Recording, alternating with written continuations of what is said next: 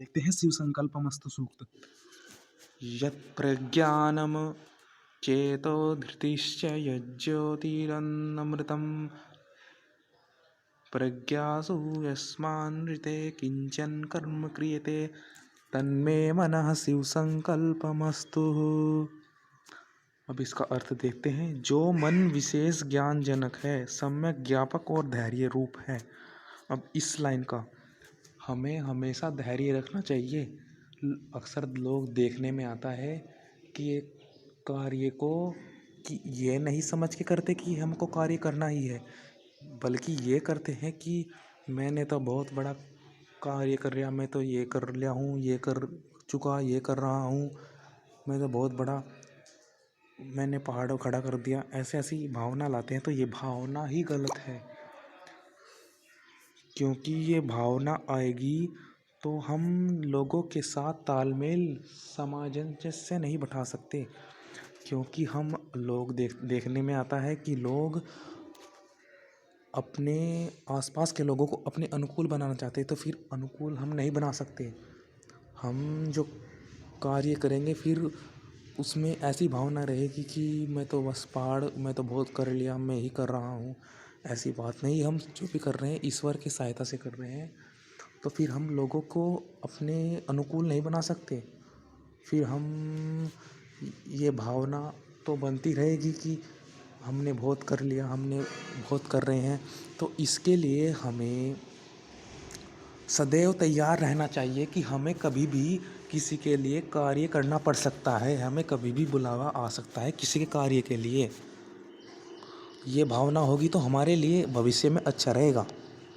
तो इस मंत्र में कहना चाह रहे हैं कि जो मन प्रज्ञाओं के मध्य वर्तमान होकर सर्व इंद्रिया का प्रकाशक और आत्मरूप होने से अमर धर्मी है, तथा जिसके बिना कोई भी कार्य नहीं किया जा सकता, मेरा वही मन संकल्पों से युक्त हो। मतलब जिसके से कोई कार्य हो ही नहीं सकता, क्योंकि मन से ही हम गलत कार्य भी करते हैं और मन से ही अपना सुधार भी कर सकते हैं। क्योंकि हम जैसे किसी को साधन के पीछे पड़े हैं और साधन का यूज़ हम उस कहते हैं कि ये ना करें, ये साधन ये गलत कर रहा है साधन का उपयोग, तो हम मन से ही साधन के पीछे पड़ते हैं। मन से ही हम बिन साधन के भी रह सकते हैं, हमें बिन साधन के रहना चाहिए। हमें अपने लिए नहीं, औरों के लिए भी जीना सीखना चाहिए। हमें साधन ये नहीं कि हमारे साधन उपयोग कर रहे हैं, हम अपने साधन किसी के लिए उपयोग करें, क्यों करें हम अपने साधन किसी के लिए, ऐसी भावना गलत है। हमें अपने साधन औरों के लिए भी उपयोग करने चाहिए। तो ये अपनी भावना से ही होगा, मन की भावना से, अंदर से ही हम अपनी भावना बदल सकते हैं कि हम तो बिन साधन के भी रह लेंगे, हमारे साधन औरों के लिए भी हैं, औरों के लिए भी कभी बुलावा आ सकता है, औरों के लिए भी कार्य करना पड़ सकता है। तो इस भावना से हम कार्य करें तो बहुत अच्छा है। क्योंकि हम आत्मा में ही अपने मन को करें, क्योंकि इंद्रियां हमको ये भावना ले जाती है।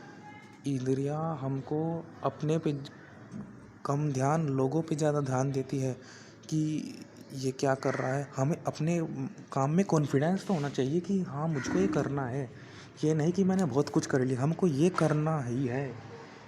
तो ये करना ही कॉन्फिडेंस होगा तो फिर हम अपने काम से भटकेंगे नहीं, हम सर्व इंद्रिय को कंट्रोल करेंगे और अपना जो कार्य है उसका प्रकाशक होगा हमारे कार्य का, और हम आत्मरूप होंगे, हमारा आत्मा में ही ध्यान रहेगा। क्योंकि जब तक हम आत्मा में ध्यान नहीं करेंगे, हम अपनी आत्मा पे पकड़ नहीं करेंगे, तो हमारे काम में कॉन्फिडेंस, हमारे काम में ही ध्यान, हमारा काम निरंतर, हमारे काम में कोई भी भय नहीं आ सकता, हमारे काम में कोई संकट नहीं आ सकता। जब तक हम अपने काम में कॉन्फिडेंस, जब तक हम ये भावना नहीं रखेंगे कि हमें ये कार्य करना ही है, तो हमें कोई संकट आ ही नहीं सकता। हमें आत्मा में ही ध्यान रखना है कि ये तो कार्य करना ही है, तो संकट की किस बात, हम आत्मा में ही मन है, मन पूजनीय है। ऋषि दयानंद ने तो कहा है कि मन पूजनीय है और भीतर है। और अगला मंत्र,